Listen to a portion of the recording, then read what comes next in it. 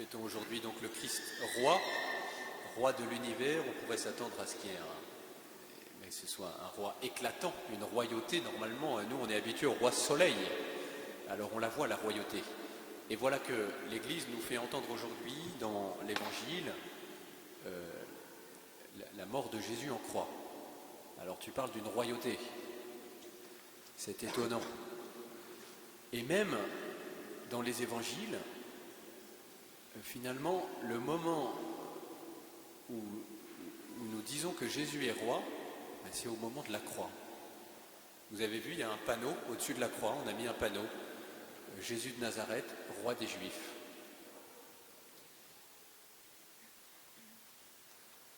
Alors comment ça se fait?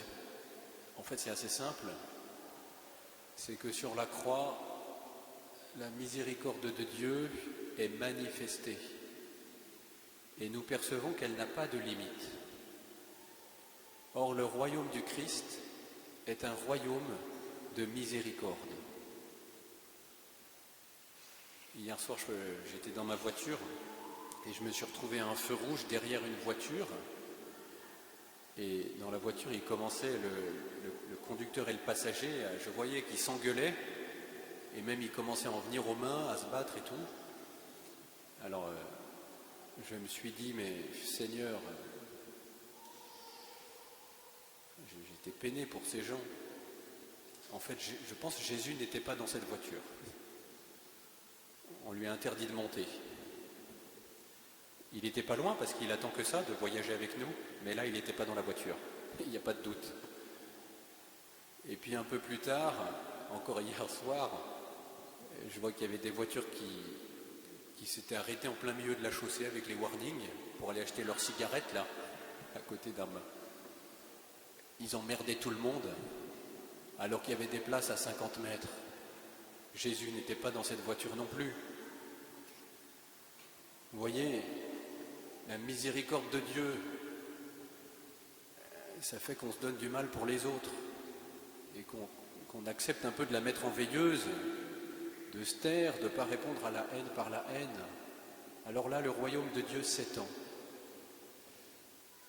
Dans nos vies quotidiennes, chers frères et sœurs, ayons à cœur de faire grandir le royaume du Christ. Laissons-le régner. Il est le roi. Ça doit se voir dans ma vie. Alors ça va se voir d'abord dans des choses simples, qui passent presque inaperçues, dans les humbles tâches du quotidien que souvent nous fuyons, dans l'énergie qu'on donne pour les enfants, qui sont parfois bien pénibles, c'est vrai. Et en même temps, quand je les entends chanter au caté ou ailleurs, je me dis le royaume est là. Il est à ceux qui leur ressemblent, comme dit Jésus. Le royaume de Dieu se répand avec la miséricorde parce que son règne est un règne de miséricorde. Il n'est pas immédiatement visible à nos yeux, mais il est là. Et il nous revient d'œuvrer, de travailler pour que ce royaume grandisse. D'abord en nous, il faut que le sang du Christ, qui nous rachète, qui nous porte vers Dieu, il faut que ce sang coule dans nos veines et habite toute notre vie. Et en vieillissant, notre vie prend de l'épaisseur. On a appris à aimer davantage, on a aussi appris nos limites dans l'amour. Alors en grandissant, il faut que le Christ règne davantage sur nous. Mais il ne faudrait pas limiter ce royaume de Jésus à nos personnes. Le Christ veut régner sur toute société humaine. Alors ça commence par les plus petites sociétés qui existent, c'est nos familles, mais après ça concerne toutes nos sociétés, notre pays. Le Christ veut être reconnu comme le roi de la France. Je sais bien que la France a un président, mais le président tient sa charge, parce que le peuple l'a choisi, ok, mais c'est parce que, ultimement, parce que Dieu l'a permis et lui a confié cette charge. Les parents ont une charge en charge de leurs enfants, parce qu'ils l'ont choisi, de mettre au monde ce petit, de l'accueillir, d'accord, mais ils ont surtout reçu de Dieu cette charge de faire grandir leur enfant. Vous voyez, le royaume doit grandir. C'est une réalité qui est en croissance. Quand Jésus parle du royaume dans l'Évangile, il emploie des images qui nous font comprendre que le royaume doit grandir. Il est fait ainsi. Il y a l'image de la semence. Elle est semée, mais elle doit grandir. Il y a l'image du levain dans la pâte. La pâte doit grandir.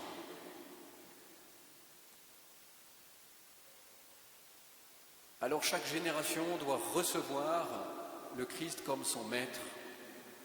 Et donc dans notre pays, ça fait longtemps, trop longtemps, qu'on met Jésus de côté.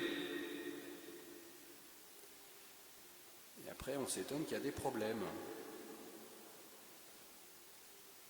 Il est un bon roi, plein de miséricorde.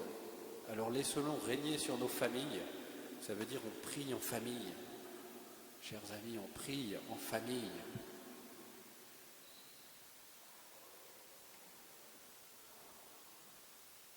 Alors évidemment, le Christ veut régner sur tous les hommes, quelle que soit leur religion. Ça veut dire qu'il nous revient de prier et d'œuvrer, en particulier pour que nos amis musulmans accueillent la royauté de Jésus. Il n'y a pas d'autre chemin pour le salut de l'humanité et même de notre pays. Accueillir Jésus comme notre maître. Il est Dieu. Seigneur, nous te bénissons parce que tu es notre roi. Viens gouverner notre vie. Mon cœur le désire. Je désire, Seigneur, que tu gouvernes ma vie, parce que je pense que tu seras meilleur que moi pour gouverner ma vie. Et Seigneur, je te prie aussi pour qu'en France, on te reconnaisse comme notre roi, et dans le monde entier. Amen.